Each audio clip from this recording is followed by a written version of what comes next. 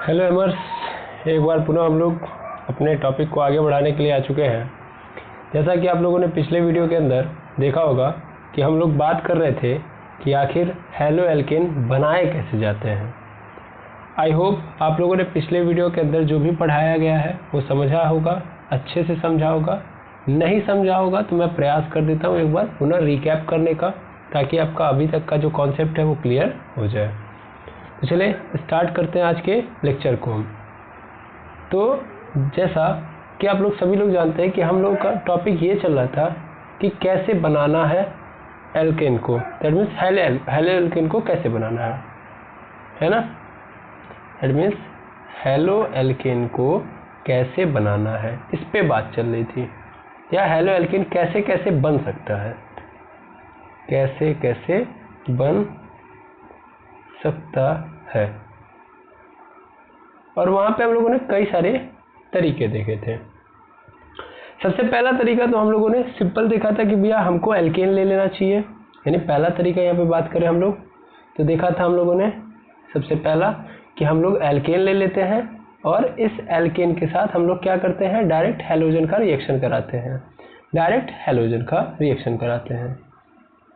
तो अगर हम लोग डायरेक्ट क्या बोलते हैं हैलोजन का रिएक्शन कराते हैं, और वो भी ध्यान देंगे यहाँ पे 2 के फॉर्म में रहेगा, तो क्या बन जाता था मेरा, तब मेरा बन जाता था रिएक्शन के बाद एल्किल हाइलाइड, एल्किल हाइलाइड, या जिसको हम लोग मोनो हेलो एल्केन बोलते हैं।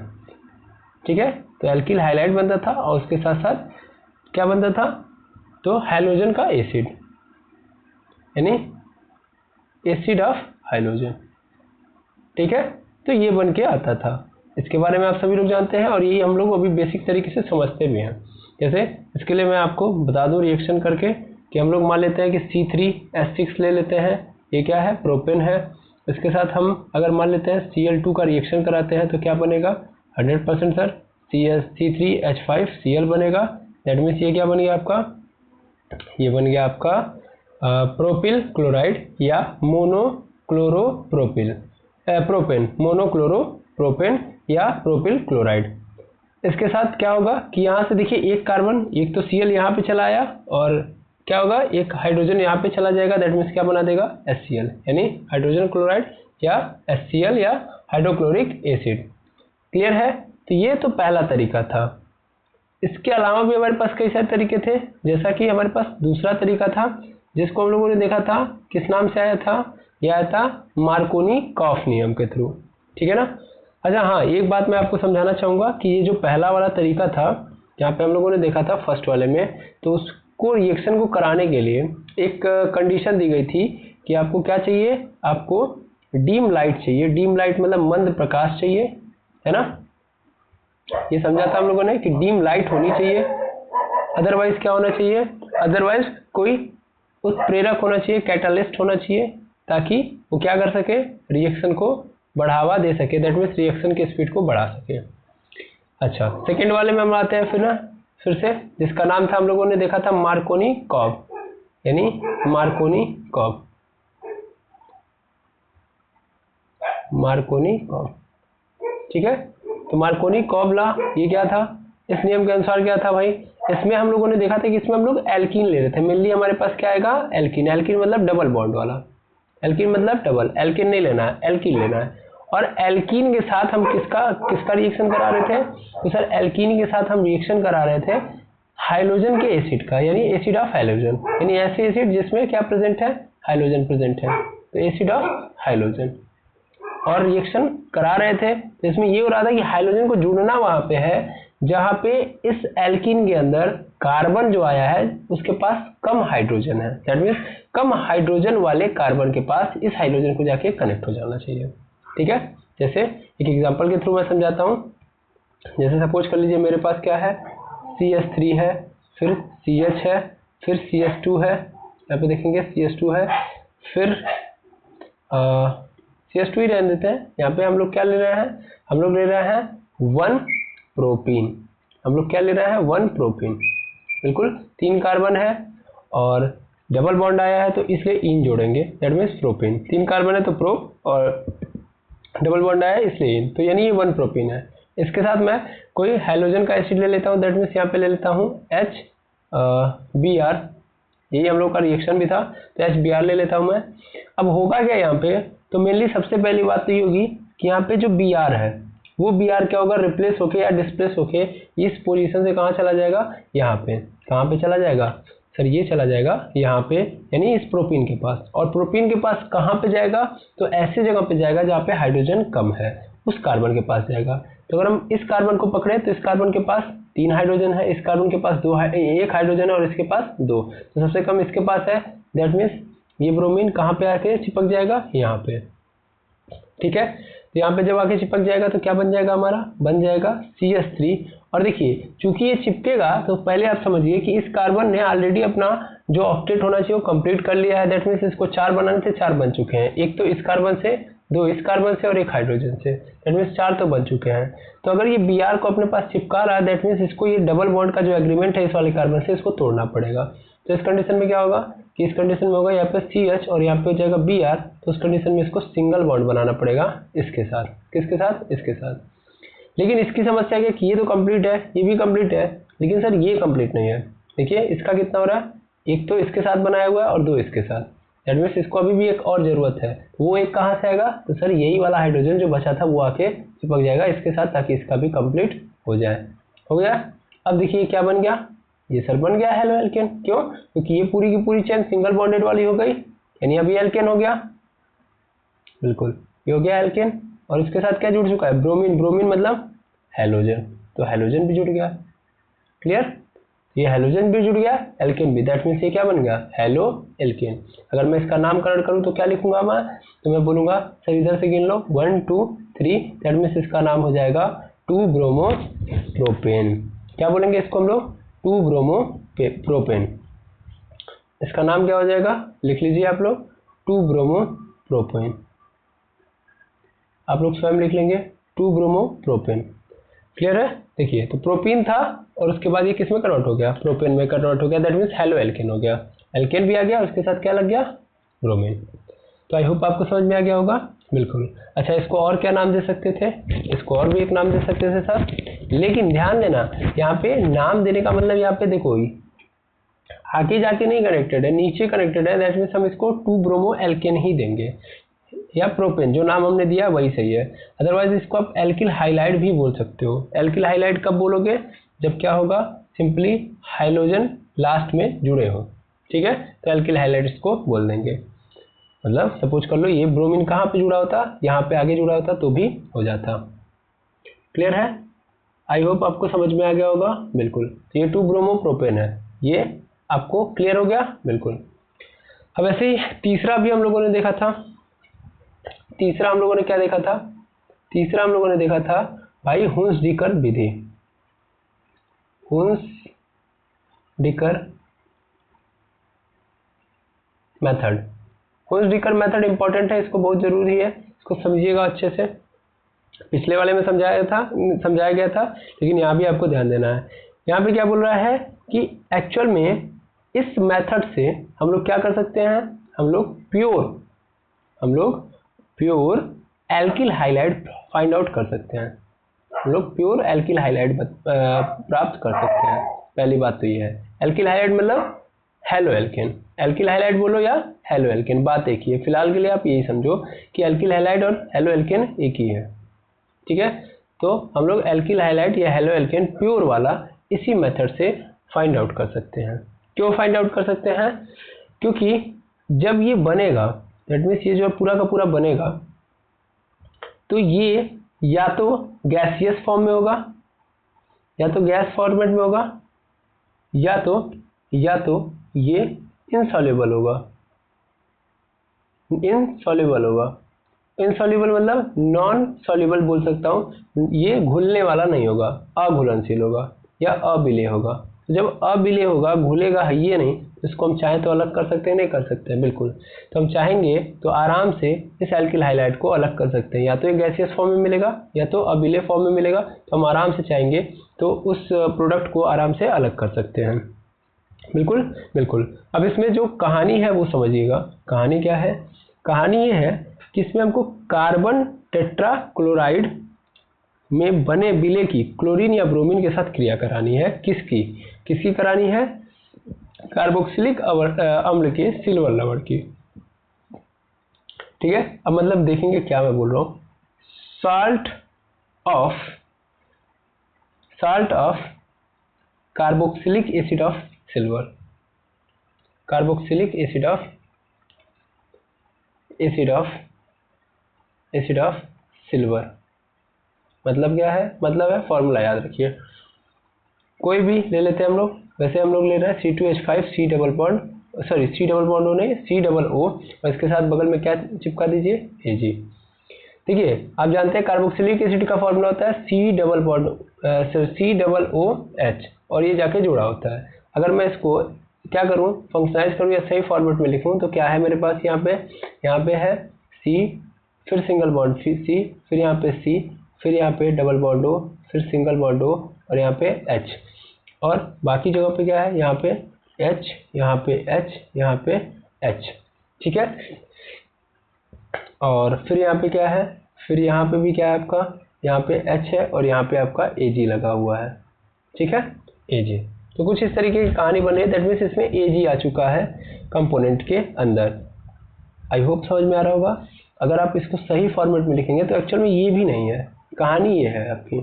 यहाँ पे H है, देखिए वो हो गया, और यहाँ पे तो H है, लेकिन यहाँ वाले H की जगह पे क्या जुड़ चुका है? Ag। ऐसे है कहानी। तो देखिए C डबल बॉन्ड OH आ रहा है कि नहीं आ रहा है? बस उसी की जगह पे COO Ag आ चुका है, और ये H यहाँ पे आ चुका है। ठीक है, आई बात समझ में? बिल्कुल। तो ये आपका क्या है? ये आपका कार्बोक्सिलिक एसिड का सिल्वर है, साल्ट के फॉर्म में है। किस फॉर्म में है? साल्ट के फॉर्म में है, लवण के फॉर्म में है। अब इसका जो रिएक्शन है हम किसके साथ कराएंगे? तो हम लोग रिएक्शन करेंगे कार्बन टेट्राक्लोराइड के अंदर क्लोरीन या ब्रोमीन विलय के फॉर्म में मौजूद होंगे उनसे। इंपॉर्टेंट नोट है, इसको समझेंगे। ये आपको पिछले बार में नोट्स में भी दिखाया गया था कि कार्बन टेट्राक्लोराइड यानी CCl4 में बने, मैं यहाँ पे लिख दे रहा हूँ, में बने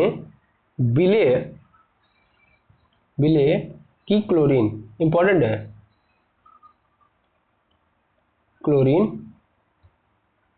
क्लोरीन या ब्रोमीन, इंपॉर्टेंट है, बहुत इंपॉर्टेंट है। हमको रिएक्शन किसके साथ कराना है? हमको रिएक्शन कराना है कार्बोक्सिलिक एसिड के सिल्वर लवण का। किसके साथ? कार्बन टेट्राक्लोराइड में बने विलय की क्लोरीन या ब्रोमीन के साथ। आया समझ में? और तब मैं जब क्रिया कराऊंगा तो फिर मुझे क्या मिल जाएगा? तब मुझे फिर मिल जाएगा हेलो एल्केन। अब हम देखते हैं रिएक्शन क्या होता है। इन सभी बातों को आप नोट करते चलिएगा, बहुत इंपॉर्टेंट है। बाकी आपको नोट्स में पहले ही दे दिया गया है। तो यहाँ पे आप देखेंगे क्या है, यहाँ पे C2H5। मैं इसको दोबारा क्यों बता रहा हूँ? ताकि आपको इजी वे में समझ में आ जाए। तो मेरा प्रयास ये है कि पहले उसी को अच्छे तरीके से क्लियर कर दूँ। क्योंकि पिछले वाले वीडियो के अंदर थोड़ी सी समस्या हो गई थी, मुझे थोड़ा सा एक अर्जेंट प्रॉब्लम डील करना पड़ा, तो इसलिए मजबूरन मुझे थोड़ा जल्दी में लेक्चर को कंप्लीट करना पड़ा। लेकिन मैं यहाँ पे प्रयास ऐसा करूँगा कि उस पहले की तरह यहाँ पे हड़बड़ी ना दिखाते हुए आपको अच्छे से समझा दूँ, पहले पिछला वाला, तब जाके मैं आगे पढ़ाऊँ। ओके, तो C2H5 COO Ag प्लस यहाँ पे मैं ले लूँगा Br2, जैसा कि पिछले वाले में लिया गया था। अब होगा क्या यहाँ पे? तब होता है यहाँ पे क्या है कि रिएक्शन होता है भाई, रिएक्शन होगा, और रिएक्शन के बाद क्या बनेगा? C2H5Br बन गया, और इसके बाद क्या बनेगा? AgBr, और उसके बाद क्या बन जाएगा? CO2। देख लो, कोई भी दिक्कत नहीं होनी चाहिए। ये पूरा का पूरा निकल गया है। अब ये पूरा का पूरा निकला, दैट मीन्स CO2 है। देखिए C है, O डबल 2 ठो O है, तो CO2।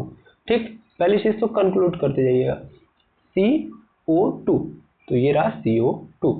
अच्छा, ये रहा Ag, और ये Ag जाके एक ठो Br से मिल जाता है। दैट मीन्स क्या बना दिया? AgBr। दैट मीन्स क्या बन गया? ये आपका, ये बन गया आपका सिल्वर ब्रोमाइड। ठीक, गुड। अच्छा, 2 Br था, तो एक Br यहाँ पे आके जुड़ गया। किसके साथ जुड़ गया? सर इस C2H5 के साथ, क्योंकि बाकी लोग तो निकल गए। तो देखो सेम कहानी समझ में आ रही है? बिल्कुल, बहुत आसान है, बहुत आसान है सर। सबसे पहला CO2 आके इधर चला गया, फिर ये Ag एक Br के साथ निकल गया, तो यहाँ पे एक Br बचा, इधर C2H5 बचा। तो चूंकि C2H5 क्या है, अभी इनकम्प्लीट है, तो वो इस Br के साथ जुड़ के कंप्लीट हो जाता है और ये बना देता है एल्किल हाइलाइड, यानी C2H5Br। ये तो आपका सिल्वर ब्रोमाइड है, इसको लिख लेंगे। ये कार्बन डाइऑक्साइड है और ये क्या बन गया, तो 2 कार्बन है, 2 कार्बन मतलब यहाँ पे हम क्या बोल देंगे, यहाँ पे बोल देंगे एथिल ब्रोमाइड। क्या बोलेंगे, एथिल ब्रोमाइड, ठीक है, एथिल ब्रोमाइड, ये बन गया।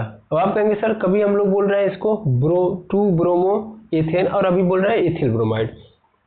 तो ध्यान देंगे, जब ये पहले नंबर पे लगा रहेगा तो हम इसको एथिल ब्रोमाइड बोलेंगे, यानी यहाँ पे ये एथिल ब्रोमाइड है। ध्यान देंगे, ब्रोमाइड, ठीक है। तो ये एथिल ब्रोमाइड क्यों है, क्योंकि ये पहले नंबर पे जाके चिपका हुआ है कार्बन के साथ। चाहिए देखिए 2 ही कार्बन है, तो चाहे इधर चिपके, पहले इधर पे चिपकेगा तो भी पहले पे होगा, आगे पे चिपकेगा तो भी ये पहले पे होगा, दैट मीन्स ये एथिल ब्रोमाइड है। इसको हम वैसे बोलना चाहें तो क्या बोल सकते हैं, नॉर्मली अगर हम इसका नाम लिखना चाहें तो लिख सकते हैं मोनो ब्रोमो 1-मोनो ब्रोमो एथेन, ठीक है। इसका ये भी नाम होगा। अदरवाइज अगर ये पहले पे चिपका हुआ है तो हम एथिल ब्रोमाइड बोलेंगे। अगर मान लीजिए कई सारे कार्बन एटम है तो वहाँ पे दूसरे तीसरे नंबर पे है तो हम उसको एथिल ब्रोमाइड ना बोल के क्या करेंगे, तब हम बोलेंगे कि इतने नंबर पे ये ब्रोमो है और ये एल्केन से जुड़ा हुआ है। ओके, बिल्कुल। तो ये आपको जो नजर आ रहा है ये रिएक्शन किसका है, होस्ट-डिगर का है, ठीक है ना। कैसे करना है, आई होप समझ में आ गया होगा। चलिए गुड। अब हम आगे देखें, अब हम आगे देखेंगे तो आगे क्या है, आगे हमारे पास जो चौथा तरीका था अल्कोहल से। अब अल्कोहल से कैसे बनाएंगे भाई अल्कोहल, तो देखिएगा अल्कोहल से बनाने का तरीका हमारे पास ये था कि भैया हमको कुछ नहीं करना है, अल्कोहल ग्रुप को पकड़ना है, जैसे C2H5OH अल्कोहल ग्रुप है, बिल्कुल।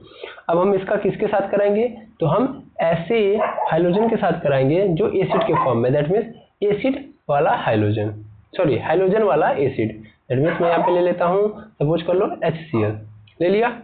फिर वही क्वेश्चन, कई लोग ये ना कहें कि बार बार Cl क्यों ले रहे हैं हाइड्रोजन में से, तो आप कुछ भी ले सकते हो। अब होगा क्या कि यहाँ से OH और यहाँ से H, जब भी आप अल्कोहल से कराओगे तो इधर से अल्कोहल के पास OH होता है, भाई अल्कोहल का साइन ही क्या है, OH है, तो इसका मतलब अल्कोहल होगा, यानी किसी ऑर्गेनिक कंपाउंड के अंदर OH नजर आ रहा है, दैट मीन्स अल्कोहल ग्रुप है। अब यहाँ से OH निकाल लिया, H निकाल लिया, तो 100% पानी निकल गया, दैट मीन्स यहाँ से सबसे पहला काम तो पानी निकाल दिया। अब C2H5 तो बेचारा अकेले होगा क्योंकि ये OH से कनेक्टेड था, तो इस OH की जगह पे कौन आ जाएगा, Cl, क्योंकि Cl के साथ H ने भी जोड़ दिया है, उसने OH के साथ पकड़ा और H2O बना दिया, पानी बन गया। अच्छा, अब ये Cl यहाँ पे आ जाएगा, दैट मीन्स बन गया C2H5Cl। तो इसका तो बड़ा आसान है, बिल्कुल। इसका नाम क्या होगा सर, इसका नाम होगा फिर से एथिल क्लोराइड, एथिल क्लोराइड, तो इसका नाम हो जाएगा एथिल क्लोराइड। आई होप आपको समझ में आ रहा होगा, बिल्कुल। ये एथिल क्लोराइड बन गया और ये बन गया पानी। तो ये चौथा तरीका था हमारा क्या बनाने का सर, हेलो एल्केन बनाने का, ठीक है। इसका एक और नाम बोल सकते हैं हम लोग, बिल्कुल, इसको बोल सकते हैं हम लोग मोनोक्लोरोएथेन। आई होप समझ में आ गया होगा, क्योंकि पहले नंबर पे इसलिए हम लोग एथिल क्लोराइड बोलेंगे। तो 4 तरीके हम लोगों ने देखे हैं, किस चीज़ के लिए सर, हम लोगों ने ये देखे हैं कि कैसे हम बनाएंगे। ओके, अच्छा, इस प्रक्रिया में मतलब अल्कोहल वाली कंडीशन में ये जो बना है, तो हम लोग यहाँ से इसको भी 2 भागों में चाहे तो कर सकते हैं, क्योंकि हम लोगों ने देखा हुआ है। तो यहाँ पे हम लोग अल्कोहल के केस में 2 पोर्शन भी डिवाइड कर सकते हैं। जैसा कि अभी जो रिएक्शन था उससे हम लोगों ने देखा कि क्या बना, उससे बना हमारा एथिल क्लोराइड।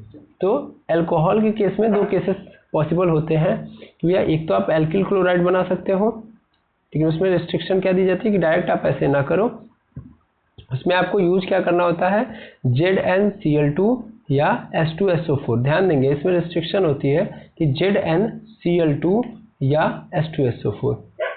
मैं पहले रिस्ट्रिक्शन लिख देता हूँ, अदरवाइज आप कंफ्यूज रहोगे। भैया हमको यहाँ पे क्या लेना है, हमको यहाँ पे ZnCl2 जिंक क्लोराइड और H2SO4 यानी क्या, सल्फ्यूरिक एसिड को लेना है। आई बात समझ में, यस सर, बिल्कुल। तो हम इनकी उपस्थिति में अपना काम करेंगे। नहीं तो दिक्कत हो जाएगी। ये क्या है, जल अवशोषक है। जल अवशोषक क्यों ले रहे हैं, क्योंकि अल्कोहल से रिएक्शन करेंगे। देखिए इंपॉर्टेंट है, ये दोनों क्या है, जल अवशोषक हैं। उनको बोल रहे हैं हम लोग जल अवशोषक, जल को सोखने वाले हैं। वाटर ऑब्जर्वर है ये, ऐसे समझ लो। ये क्या है, वाटर ऑब्जर्वर। मैं इंग्लिश में लिख दे रहा हूँ, ज़्यादा बेटर है। वाटर ऑब्जर्वर है, water observe, absorber, sorry, not observer, absorber, absorption करने वाले एलिमेंट है या कंपाउंड है, नॉट एलिमेंट, कंपाउंड है। तो वाटर एब्जॉर्प्शन करने वाले कंपाउंड है। क्योंकि आपको पता है कि अल्कोहल के अंदर OH होगा, और अभी आपने देखा भी पीछे कि ये क्या करेगा, जो आप क्या बोलते हैं, एसिड हाइलाइड लेंगे, उस एसिड हाइलाइड का H लेके तुरंत क्या बनाएगा, पानी। तो उस पानी को सोखने के लिए इनकी जरूरत पड़ती है, तो ये होने चाहिए। ठीक है, बिल्कुल याद रखेंगे। हाँ, मैंने बताया कि एल्किल क्लोराइड अगर मैं बनाना चाहता हूँ तो मैं सेम विधि अपनाऊंगा जो अभी ऊपर दिखा है। ठीक है, एक और तरीका है, ये सब चीज़ें तो आपको समझ में आ रहेंगी। एक और तरीका है अल्कोहल के कंडीशन में कि भैया आप क्या ले लो, आप ले लो एल्किल क्लोराइड, सॉरी एल्किल, या डायरेक्ट बोलूँ मैं तो अल्कोहल ले लो, ज़्यादा दिमाग लगाते ही नहीं है। यानी अगर हम अल्कोहल ले लेते हैं, अल्कोहल ले लिया, इसके साथ हम करा रहे हैं PCl5। अब देखो यहाँ पे PCl5 जरूरी नहीं है, आप ले सकते हो PX5, कोई भी हैलोजन ले लो, या PX3। ठीक है ना, फास्फोरस पेंटा हाइलाइड ले लो, या फास्फोरस ट्राइक्लोराइड। देखो 3 है तो ट्राई, 5 है तो पेंटा। अब यहाँ पे हाइड्रोजन की जगह पे कुछ भी आप ले सकते हो, जरूरी नहीं कि आप Cl लो। और उसके बाद आप रिएक्शन कराओ, तो रिएक्शन कराने पे भी आपको क्या मिलेगा, आपको पुनः मिल जाएगा हेलो एल्केन। यहाँ से भी, यहाँ भी अल्कोहल इंपॉर्टेंट रोल निभा रहा है। ठीक है, तो अल्कोहल का या तो आप किसके साथ कराओ, एसिड हाइलाइड के साथ कराओ, एसिड हाइलाइड के साथ करा दो, या इनके साथ करा दो। तो दो तरीके हैं कि भैया अल्कोहल हमारे पास है तो एसिड हाइलाइड ले लो या इनको ले लो, और इन दोनों के थ्रू हम क्या कर सकते हैं, हेलो एल्केन बना सकते हैं। जैसे यहाँ पे मैं दे दूँ आपको, मेरे पास है कोई, जैसे यहाँ पे C2H5, पुनः C2H5OH ले रहा हूँ, एथिल अल्कोहल है ये। क्या ये, एथिल अल्कोहल। इसको क्या बोलते हैं हम लोग, लिख दूँ मैं पहले, इंपॉर्टेंट है, एथिल अल्कोहल। देखिए नॉर्मली हम लोग एथिल अल्कोहल बोलते हैं, अदरवाइज अगर हम इसको नाम दें तो इसको हम लोग एथेनॉल भी बोलते हैं। इसको क्या बोलते हैं हम लोग, एथेनॉल, या तो एथेनॉल या तो एथिल अल्कोहल। अब होता क्या है यहाँ पे, ये देखेंगे यहाँ पे क्या होने वाला है। चलिए आगे बात करते हैं। तो भैया हमने एथिल अल्कोहल ले लिया, अब इसका रिएक्शन हम कराने जा रहे हैं फास्फोरस पेंटाक्लोराइड से, दैट मीन्स PCl5। PCl5 से अगर हम रिएक्शन करवाएं तो क्या बनेगा, बनेगा हमारे पास यहाँ पे C2H5Cl, C2H5Cl, ये तो तय है। और ये क्या आपका, तो सर ये है एथिल क्लोराइड। ये क्या बन गया आपका, एथिल क्लोराइड, दैट मीन्स बन गया एल्किल क्लोराइड, यानी हेलो एल्केन बन गया। अब इसके बाद बचेगा क्या, उसको जानना जरूरी है। तो इसके बाद बचेगा हमारे पास POCl3, और फिर क्या बचेगा, HCl। ये आप पिछले वाले नोट्स के अंदर देखे होंगे, कब, जब आप X5 से कराओगे तब। ठीक है, तो ये सब चीज़ें तो सेम रहेंगी। ठीक है ना, जब भी आप X5 यानी मान लीजिए Cl की जगह पे आप Br ले लो तो भी सेम रहेगा, फ्लोरीन ले लो तो भी सेम रहेगा, सेम कहानी चल रही होगी। बस जहाँ जहाँ Cl है वहाँ पे क्या हो जाएगा, वो दूसरा वाला हैलोजन आ जाएगा। ओके, लेकिन अगर सपोज कर लो आपने रिएक्शन करवाया, और रिएक्शन किसके साथ करवाया, PX3, that means phosphorus trichloride के साथ, तब क्या होगा, चलिए इसको देखते हैं हम लोग। मान लीजिए अगर हमने करवाया रिएक्शन फास्फोरस ट्राइक्लोराइड का, तब क्या बनेगा हमारा, तब बन जाएगा हमारा C2H5Cl प्लस बन जाएगा यहाँ पे H3PO3, ये बन के तैयार। ओके, तो आई होप आपको समझ में आ गया होगा कि अल्कोहल मतलब हम यहाँ पे दो तरीके अपना सकते हैं। एक तो हम एसिड हाइलाइड के साथ अल्कोहल का रिएक्शन करवा दें, या तो फास्फोरस पेंटाक्लोराइड या फास्फोरस ट्राइक्लोराइड के साथ। तो आई होप आपको पूरा का पूरा कॉन्सेप्ट ये जो पिछले क्लास का था समझ में आ गया होगा। 4 तरीके हैं, पुनः मैं बता दूं। एक तो नॉर्मल तरीका है एल्केन का यहाँ पे बोल देता हूँ मैं, एल्केन का फटाफट देख लेंगे। एल्केन का हम लोग डायरेक्ट करा देते हैं हाइड्रोजन के साथ। दूसरा तरीका जिसको हम लोग मार्कोनिकॉफ बोलते हैं। मार्कोनिकॉफ में हम लोग क्या करेंगे कि भैया एल्कीन पकड़ेंगे और एल्कीन का हम लोग रिएक्शन करा देंगे किसके साथ, एसिड हाइलाइड के साथ। एसिड हाइलाइड मतलब ऐसे एसिड जिसके अंदर क्या प्रेजेंट हो, हाइड्रोजन प्रेजेंट हो। तीसरा तरीका हुइसडीकर विधि, जिसके अंदर हम लोग किसको लेके आते हैं हम लोग कार्बोक्सिलिक एसिड का सिल्वर लवण, या इसको बोलते हैं हम लोग उसको हम लोग क्या बोलते हैं, सिल्वर प्रोपियोनर। या सीधा आप उस चीज़ पे मत जाइए, आप सीधा पकड़ेंगे कि हमको क्या लेना है, हमको ले लेना है R, उसके साथ क्या लगा हो, COO और Ag, ठीक है ना। R मतलब कोई भी एल्किल ग्रुप यहाँ पे जोड़ देंगे रैंडमली।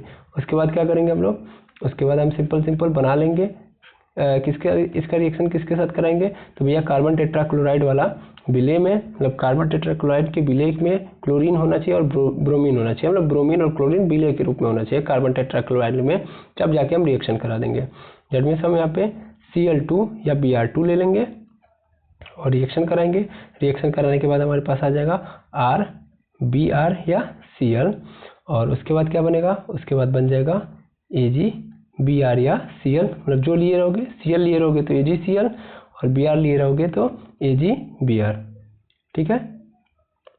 यानी यहाँ पे AgBr या Cl जो भी लो वो बन जाएगा। उसके बाद फिर क्या निकल के आएगा, CO2। तीसरा ये हो गया। चौथा हम लोगों ने अल्कोहल से देखा था, तो अल्कोहल वाला भी मैंने समझा दिया। तो 4 तरीके अभी तक हम लोगों ने देखे हैं क्या बनाने के, मोनो हेलो एल्केन, या सिंपल बोलूँ तो हेलो एल्केन, या बोलूँ सिंपल और सिंपल तो एल्किल हाइलाइड। तो आई होप अभी ये हम लोगों ने पिछले क्लास में जो देखा था वो समझ लिया। अब आते हैं हम लोग आज की क्लास के अंदर। तो जैसा कि आप देख पा रहे हो यहाँ पे आपके सामने ये पूरा का पूरा दिया गया है, लिखा है कि भैया हेलो एल्केन के क्या क्या फिजिकल प्रॉपर्टी होती है। फिजिकल प्रॉपर्टी ऐसी प्रॉपर्टी जो हम देखते हैं और फील कर पाते हैं। जैसे सबसे पहला हमारे पास भौतिक अवस्था तथा गंध। तो एल्किल हाइलाइड के निम्न सदस्य, जैसे मतलब निम्न सदस्य यहाँ पे कहने का मतलब है जो कम कार्बन के साथ होते हैं, जैसे यहाँ पे CH3Cl, CH3Br, C2H5Cl सामान्यतः पर गैस होते हैं, ठीक है। तो कम कार्बन वाले एल्किल क्लोराइड या एल्किल ब्रोमाइड सामान्य यानी नॉर्मल टेम्परेचर पर ये किस फॉर्मेट में रहेंगे भाई, भौतिक अवस्था मतलब फिजिकल स्टेट। तो फिजिकल स्टेट क्या होती है, 3 होती है, या तो सॉलिड होगा, या तो लिक्विड होगा, या तो गैस होगा। तो ये नॉर्मली कैसे होते हैं, गैस होते हैं नॉर्मल टेम्परेचर पे। लेकिन अगर हम आगे की जाए, मतलब ज़्यादा कार्बन वाला अगर हमारे पास कोई एल्किल हाइलाइड है या मेथेन आयोडाइड है, इसमें इंपॉर्टेंट बात है या मेथेन आयोडाइड या उच्च सदस्य वाले जो कार्बन वाले होते हैं, एल्किल हाइलाइड होते हैं, वो मधुर गंध वाले होते हैं। मधुर गंध मतलब उनका जो स्मेल होता है वो मतलब अच्छा होता है, और वो द्रव, भाई गंध के बारे में मैं आगे आपको एक्सप्लेन करूंगा, इसलिए मैं बस इतना बोलूँगा कि मधुर होता है, अच्छा होता है। और होती है क्या कहानी यहाँ पे कि भैया द्रव होते हैं और उच्च आणविक द्रव्यमान वाले सदस्य रंगहीन ठोस होते हैं। मतलब सिंपल बात की जाए तो जैसे ही मैं स्टार्ट करूँगा हेलो एल्केन को, तो मतलब कम वाले जो हैं, कम वाले किस में रहेंगे, गैस में। कहने का मतलब ये है। थोड़ा सा ज़्यादा वाले, थोड़ा सा ज़्यादा है तो थोड़ा ज़्यादा मतलब द्रव, बहुत ज़्यादा है तब ठोस, सिंपल। यानी बहुत ज़्यादा कार्बन है तो फिर ठोस पोर्शन में मिलेंगे, थोड़ा ज़्यादा मतलब 4-5 से स्टार्ट हो रहे हैं, दैट मीन्स 3-4 से ज़्यादा है तो फिर इसका मतलब द्रव में मिलेंगे। अब बहुत ज़्यादा है मतलब 10-15 हो गए, तब उस कंडीशन में सॉलिड स्टेट में मिलेंगे, ठीक है, बिल्कुल। इसके बाद फिर क्या आता है इनकी बात, विलेयता। विलेयता मतलब ध्यान से समझेंगे, विलेयता बहुत इंपॉर्टेंट है। विलेयता मतलब सॉल्युबिलिटी, इसको क्या बोलते हैं इंग्लिश में, सॉल्युबिलिटी बोलते हैं। अब इस सॉल्युबिलिटी क्या होती है इसको देखते जाइएगा। यहाँ पे पहले मैं यहाँ पे समझाऊंगा इनके, मतलब इस पूरे कहानी को पढ़ दो, उसके बाद मैं आगे बढ़ूंगा। जैसे हेलो एल्केन में C सिंगल बॉन्ड X बंध ध्रुवीय प्रकृति का होता है। ध्रुवीय प्रकृति का मतलब पोलर फॉर्म होता है। किस फॉर्म में होता है, पोलर। पोलर का मतलब क्या होता है भाई, अब ये पोलर फॉर्म क्या होता है, पोलर नेचर क्या होता है।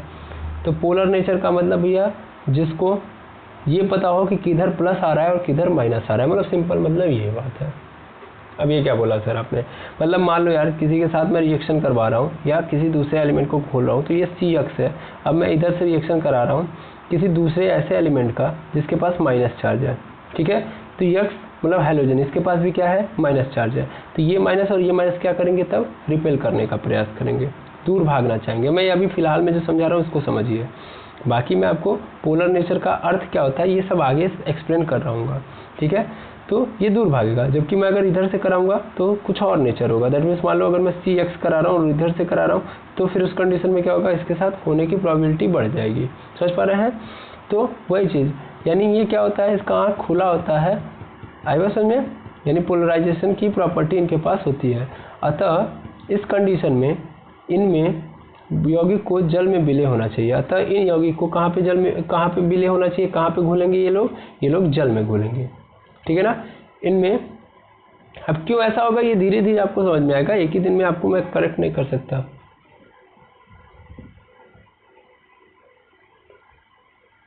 हाँ, इन यौगिक को जल में विलय होना चाहिए। इनमें पर्याप्त ध्रुवता होते हुए भी ये जल में अविलय है। होना चाहिए लेकिन ये है नहीं। एक्चुअल में क्या है, पर्याप्त ध्रुवता होते हुए भी जल में ये अविलय हैं। इसका कारण यह है कि ये जल में अणुओं के साथ हाइड्रोजन बंध नहीं बना सकते।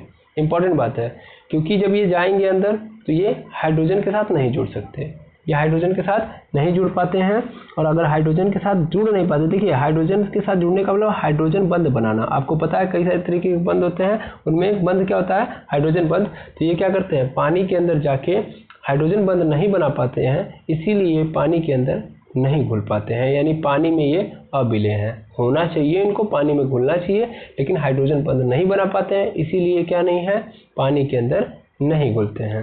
ये कार्बनिक विलय को स्पेशली जो ऑर्गेनिक सॉल्वेंट हैं, जैसे कि अल्कोहल हो गया, ईथर हो गया, एसीटोन, बेंजीन आदि में ये क्या है, विलय हैं। तो याद रखेंगे सबसे पहली बात कि इनकी भौतिक अवस्था यानी फिजिकल स्टेट कैसी होती है। तो फिजिकल स्टेट इनकी कि भैया नॉर्मल जो होते हैं, कम कार्बन वाले जो एल्किल हाइलाइड होते हैं वो गैस होते हैं, और थोड़ा ज़्यादा हैं तो फिर द्रव में मिलेंगे आपको, और बहुत ज़्यादा वाले ठोस अवस्था में आपको मिलेंगे, ठीक है, बिल्कुल। अच्छा, इसके बाद फिर क्या हम लोगों ने देखा, इसके बाद हम लोगों ने देखा कि किस में घुलेंगे, तो पानी में नहीं घुलेंगे। घुलना तो चाहिए पानी में क्योंकि इनके पास पोलर नेचर है, लेकिन पानी में नहीं घुलते हैं। ये नॉर्मली अल्कोहल हो गया, ईथर हो गया, एसीटोन हो गया, बेंजीन, इन सब में घुलते हैं। क्यों, क्योंकि वो ऑर्गेनिक कंपाउंड है या ऑर्गेनिक सॉल्वेंट है। याद रखेंगे ये ऑर्गेनिक सॉल्वेंट है। अल्कोहल, ईथर, एसीटोन, बेंजीन ये सब के सब क्या है, ऑर्गेनिक सॉल्वेंट है, इनके अंदर ये घुल जाते हैं। अब आपको पता होगा ना घुलने की कहानी भी, भाई दो चीज़ें होती है, विलायक मतलब जिसमें कोई किसी पदार्थ को हम लोग घोलते हैं, विलायक को हम लोग क्या बोलते हैं, सॉल्वेंट, ठीक है, यानी किसी चीज़ को हम जिसमें घोलते हैं। तो एक्चुअल में हम अभी बात किसकी कर रहे हैं, अभी हम बात कर रहे हैं हेलो एल्केन की या एल्किल हैलाइड की। तो एल्किल हैलाइड हमारे लिए हमको इनको घोलना है ना, तो हम ये चेक कर रहे हैं कि किसमें घुल सकते हैं, यानी कि इनको किनमें या कैसे कैसे लोग रहेंगे। तो या सिंपल बोलूँ मैं, कैसे कैसे कंपाउंड रहेंगे जिनमें अगर मैं मिलाऊं तो ये घुल सकते हैं, ठीक है ना। तो ये एक्चुअल में ऑर्गेनिक सॉल्वेंट के अंदर घुल सकते हैं, जैसे कि अल्कोहल हो गया, ईथर हो गया, एसीटोन हो गया और आपका बेंजीन हो गया। क्लियर है।